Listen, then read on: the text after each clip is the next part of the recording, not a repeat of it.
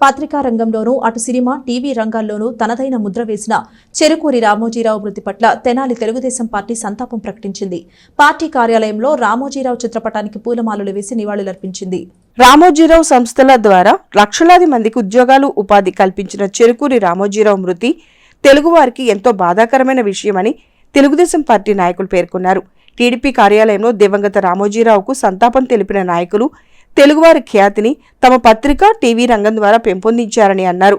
రామోజీరావు మృతి తెలుగువారికి తీరని లోటని చెబుతూ ఆయన ఆత్మకు శాంతి చేకూరాలని కుటుంబ సభ్యులకు తమ ప్రగాఢ సానుభూతిని తెలియజేశారు. ఈ కార్యక్రమంలో టీడీపీ పట్టణ అధ్యక్షుడు తాడుబెన హరిప్రసాద్, అశోక్ వసంతం, గుంటూరు జిల్లా తెలుగు రైతు కార్యదర్శి ఈదర పూర్ణచంద్రరావు, సోమవరపు నాగేశ్వరరావు, మాదల కోటేశ్వరరావు, అన్నం పిన్నారావు, గుమ్మడి ప్రసాద్, కొర్రపాటి శ్రీనివాసరావు, వెనిగళ్ల నారాయణ, మల్లవరపు విజయ్, సుధాకర్, యనమద్రి శివ, కుదరవల్లి శ్రీనివాసరావు, కన్నయ్య, కాదర్ భాష ప్రభుత్తులు పాల్గొన్నారు.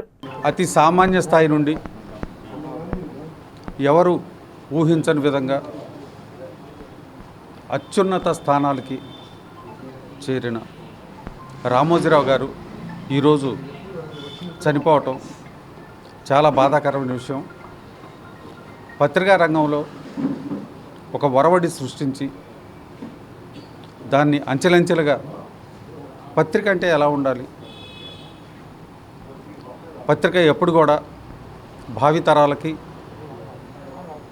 మంచి చెప్పే విధంగా ఉండాలన్న ఆలోచనతో ఆ రోజుల్లో అన్నదాత అనే ఒక బుక్ని పెట్టి ఈనాడు పేపర్ను కంటిన్యూ చేస్తూ, అలాగే ఉషోదయ ఫిలిమ్స్ అని చెప్పని సినిమా రంగంలో కానివ్వండి, ప్రియ పచ్చళ్ళు కానివ్వండి, ఒకటి కాదు కళారంగంలో కానివ్వండి, బట్టల రంగంలో కానివ్వండి, స్టూడియో రంగంలో కానివ్వండి, ప్రపంచంలోనే అత్యంత పెద్ద స్టూడియో రామోజీ ఫిల్మ్ స్టూడియో కానివ్వండి, ఒకటి కాదు అతని చేయనిది లేదు, సక్సెస్ కానీ పొందలేదు.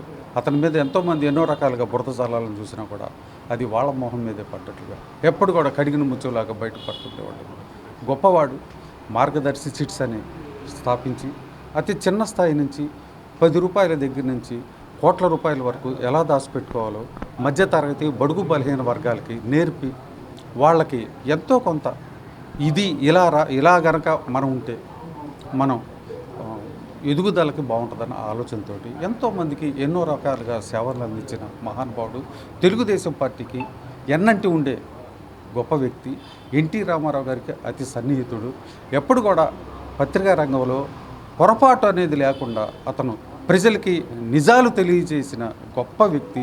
అటువంటి వ్యక్తి ఈరోజు లేకపోవడం చాలా బాధాకరమైన విషయం.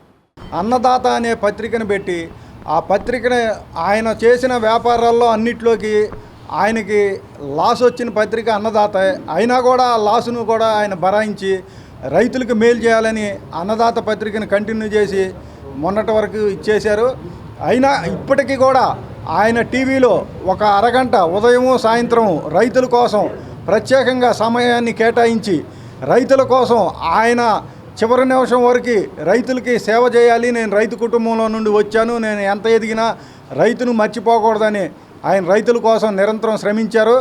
ఆయన ఆ ఉమ్మడి రాష్ట్రంలో ఉన్నప్పుడు కానీ విభజిత ఆంధ్రప్రదేశ్లో తెలంగాణ ముఖ్యంగా కేసీఆర్, ఇక్కడ జగన్మోహన్ రెడ్డి ఆయన్ని మానసికంగా అన్ని రకాలుగా హింసలు పెట్టినా కూడా వాటన్నిటిని తట్టుకొని పత్రికా ధర్మం ప్రకారం ప్రభుత్వంలో ఉన్న తప్పుల్ని, ఏ పార్టీ అధికారంలో ఉన్నా ప్రభుత్వంలో తప్పు జరిగితే దాన్ని ఎత్తి చూపించడంలో ముందుండే రామోజీరావు గారు చనిపోవటం ఇటు రైతులకి, ఇటు రాష్ట్రంలోని అన్ని రంగాలకి కొన్ని లక్షల మంది ఉద్యోగులకి బాట వేసిన ఆయన చనిపోవటం చాలా దురదృష్టకరం. ఆయనకి నివాళులు అర్పిస్తూ రైతుల తరపున తెలుగుదేశం పార్టీ కుటుంబ సభ్యుడిగా నేను సంతాపం వ్యక్తం